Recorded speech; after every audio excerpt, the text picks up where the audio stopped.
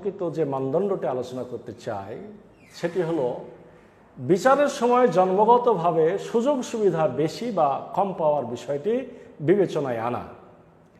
আইন জানা ও মানার সাথে সম্পর্কিত সুযোগ সুবিধা যদি কোনো ব্যক্তি জন্মগতভাবে বেশি বা কম পেয়ে থাকে, তবে আইন মানা বা না মানার ভিত্তিতে বিচার করে পুরস্কার বা শাস্তি দেওয়ার সময় সেটি বিবেচনায় আনতে হবে।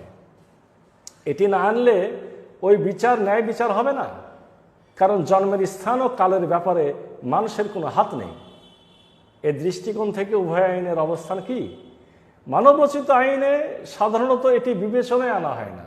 যেমন মানবরচিত আইনে ধনীর ঘরে জন্মগ্রহণ করা ব্যক্তি অধিক বিলাসবহুল জীবনযাপন করার জন্য চুরি করলে যে শাস্তি, গরিবের ঘরে জন্মগ্রহণ করা ব্যক্তি পেটের দায়ে চুরি করলেও একই শাস্তি। কিন্তু কোরআনের আইনে দুনিয়া ও পরকাল উভয় স্থানের বিচারেই এই বিষয়টি গুরুত্বের সাথে বিবেচনা করা হবে।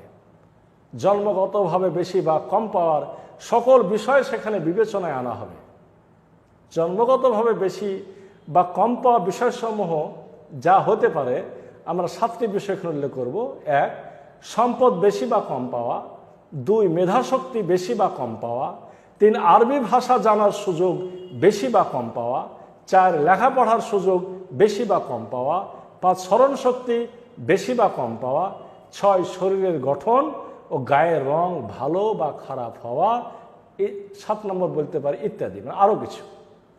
উদাহরণ হিসেবে উল্লেখ করা যায়, কোরআনের আইনে দুনিয়ার বিচারে ধনীর ঘরে জন্মগ্রহণ করার কারণে জন্মসূত্রে ধনী হওয়া ব্যক্তি চুরি করলে তার হাত কাটা হবে, কিন্তু গরিবের ঘরে জন্ম হওয়ার কারণে পেটের দায়ে চুরি করলে তার কোনো শাস্তি নেই। তবে দুনিয়ার বিচারে সেটি যদি কোরআনের আইন অর্থাৎ খেলাফতি ব্যবস্থাও হয়, তথ্যের দুর্বলতা এবং বিচারকের বিচক্ষণতার অভাবে এই দৃষ্টিকোণ থেকে সবার ব্যাপারে শতভাগ সুবিচার করা সাধারণত সম্ভব হয় না।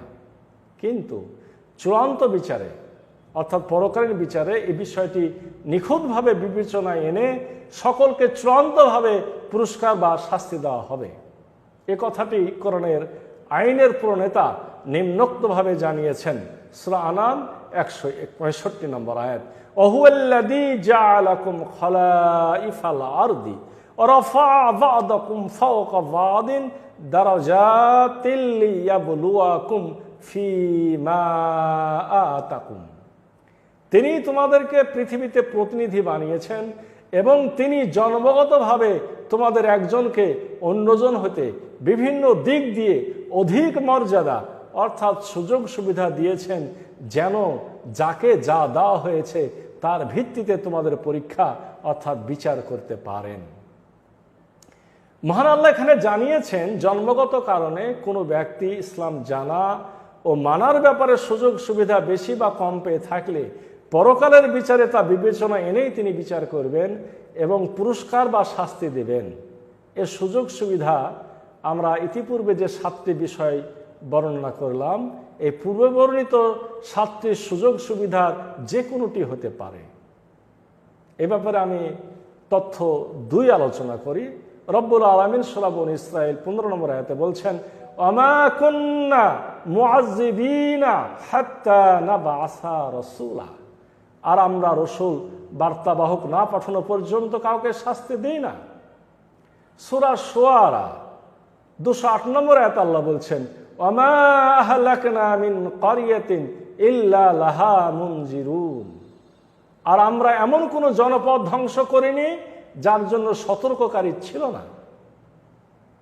সূরা আনামের 131 নম্বর আয়াতে আল্লাহ বলছেন, যালিকা আল্লাম ইয়াকুর রাব্বুকা মুহলিকাল কুরা বিজুলমিন ওয়া আহলুহা গাফিলুন। এটি দিন জানিয়ে দেওয়া এজন্য যে তোমার রব কোন জনপদকে তার আদেশ সম্পর্কে অনবহিত থাকা অবস্থায় ধ্বংস করার মতো একটি জুলুম করেন না। এই 3টা আয়াতের আমরা একটা সম্মিলিত ব্যাখ্যা বলি। এই 3টা আয়াতের মাধ্যমে আল্লাহ পরিষ্কারভাবে জানিয়ে দিয়েছেন যে ইসলামের দাওয়াত না পৌঁছিয়ে তিনি কোনো ব্যক্তি বা জনগোষ্ঠীকে ইসলামের বিধিবিধান অমান্য করার কারণে শাস্তি দেবেন না। অর্থাৎ মহান আল্লাহ এখানে জানিয়ে দিয়েছেন, জন্মস্থানের কারণে যে ব্যক্তি ইসলাম জানতে পারেনি এবং যে ব্যক্তি ইসলাম সহজে জানতে পেরেছে, উভয় ব্যক্তির ইসলামের বিধিবিধান অমান্য করার কারণে পরকালে পুরস্কার বা শাস্তি দেওয়ার মানদণ্ড ভিন্ন হবে। প্রথম গ্রুপের মানদণ্ড দ্বিতীয় গ্রুপের মানদণ্ডের তুলনায় অপেক্ষাকৃত সহজ হবে। তাই সহজেই বলা যায়, এই মানদণ্ডের দৃষ্টিকোণ থেকেও কোরআনের আইন শতভাগ যুক্তিসঙ্গত, কিন্তু মানব রচিত আইন তা নয়। দর্শক শ্রোতা, আজকের আলোচনাটি এখানে শেষ করতে চাচ্ছি। আগামী পর্বে আমি আরও একটি গুরুত্বপূর্ণ মানদণ্ড, ওকালতি ও সাক্ষী ব্যবস্থার ধরন, এই আলোচনা করার আশাবাদ ব্যক্ত করে আজকে এখানেই বিদায় নিচ্ছি। আসসালামু আলাইকুম ওয়া রাহমাতুল্লাহি ওয়া বারাকাতুহু।